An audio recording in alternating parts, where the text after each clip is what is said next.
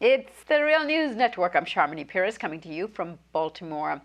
Britain's referendum to leave the European Union, also known as Brexit, is still being agonized over by liberals as a vote of ignorance, riddled with racism and anti-immigrant sentiments. But what is lesser known is an argument that the left used to oppose membership in the European Union due to its adaptation of neoliberalism and the surrendering of countries' most important thing, which is macroeconomic policies, to the European Central Bank. On top of that, many are concerned about the EU signing into place the Transatlantic Trade and Investment Partnership, also known as TTIP, which our next guest argues would eliminate government regulatory frameworks and place them in the hands of corporations. Joining us now to discuss this is Michael Hudson. Michael is a distinguished research professor of economics at the University of Missouri, Kansas City. His latest book is Killing the Host: How Financial Parasites and Debt Bondage Destroyed the Global Economy. Michael, thank you so much for joining us. Here. So, Michael, take us back. You are referring to, in some of your recent thoughts, of a Maastricht and Lisbon treaties, which stifle the ability of the ECB to engage in expansionary economic policies. What was stipulated in these treaties? Tell us more, and why is it being ignored now? Well, what's in the treaties is really exactly what has been ignored by the U.S. press coverage since the Brexit vote last week. There's been a treatment as if, look at these dumb British, they don't know what's good for them. It's as if the vote against remaining in Europe and England is just like the supporters of Donald Trump here against Hillary. It's as if, well, we're dealing with a racist movement. They don't like immigrants. The actual reasons given by the British tabloid press that was against Europe, for leaving Europe, not for remaining, was, well, we can't make the rules that there are bureaucrats in Brussels.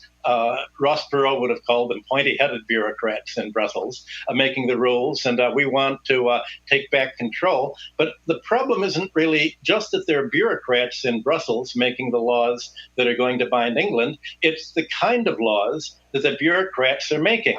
And the kind of laws are really to impose austerity. And what the voters against Europe for Brexit in England were voting for was the fact that they're not having many job opportunities. They're not having an ability to afford rents, to live near where they work, if they're anywhere near London. They realize that the economy is being stacked against them. And the reason the economy is being stacked against them in England and in Europe is because of what you just mentioned, the Maastricht and the Lisbon treaties. And these treaties, along with the German Constitution, force the actual policies, the tax policy and the spending policy of European governments to be determined not by voters, but by bureaucrats who are appointed by the banks. And the bank's fiscal philosophy is, well, you want to support the bank, you want to support the creditors.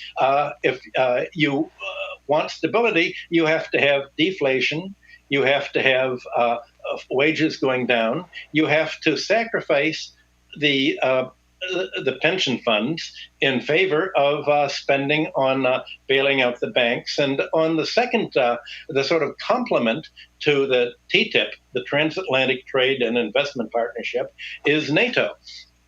Because NATO turns out to sort of being dominating the whole bureaucracy there.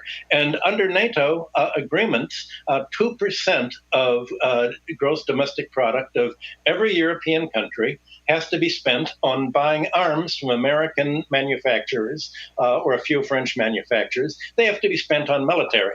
And the way that this is maintained is pretending that Russia is about to invade Europe, and you have to protect Europe against the Russian invasion or an invasion of elephants from Iran by buying American military-industrial complex products. So there's a lot of discussion in England of why do we have to support the American military-industrial complex with a budget instead of supporting labor, instead of supporting public health. In the U.S. press, the New York Times and the others, they say, well, the voters against Europe didn't like the fact that they have to wait for long lines before National Health Service because there are immigrants there.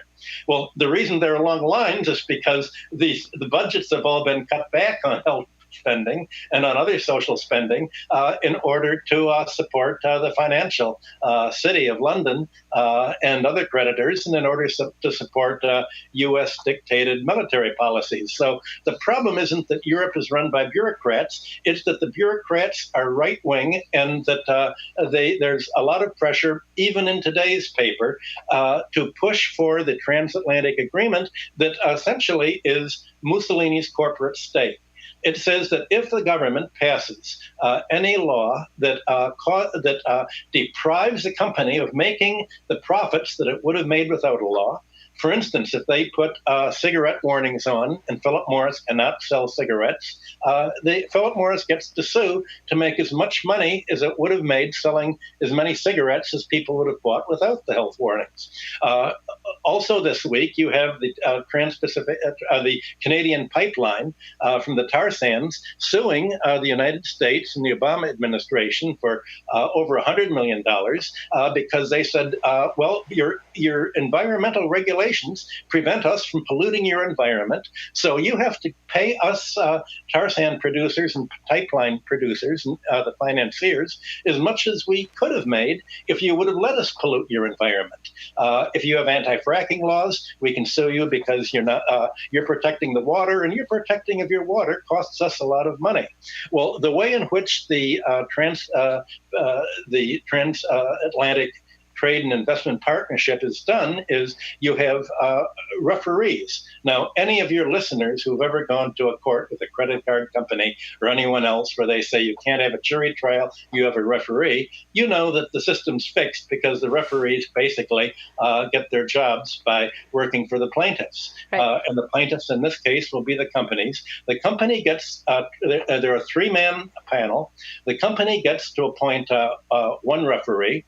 The governments get to appoint the other, and if there's a tie, and obviously in a conflict of interest there's a tie, there's a third referee. The third referee is the head of the World Bank that's appointed automatically by the Americans, almost always from the Defense Department, from McNamara and John McCloy, Zellick, everybody on. And obviously the World Bank is going to side with the American exporter and the American company, or just with a transnational company in every case, because that's where their mindset is. So a vote for Europe really is a vote for not the kind of socialist Europe that people talked about 50 years ago, but for a very right-wing, hard right, corporatist, almost to say a fascist Europe where voters won't count, where the laws will be made by bureaucrats acting on behalf of the large financial centers, on behalf of their clients, which are the large corporations, against the people. And that's why the British opposed on the theory on which they opposed it. It's why Podemos in Spain urged people to vote itself into power this week. And despite the fact that the exit polls showed Podemos winning very heavily, somehow the machines reported that Podemos did not vote in to reflect the exit polls, but that the socialists won. And this is the other strange thing that's happened in Europe, and it affects all of this, that the parties calling themselves socialist are the opposite of what socialism used to be. A lot of things to think about there in terms of building new political systems. I thank you so much for joining us today. Good to be here. And thank you for joining us on the Real News Network.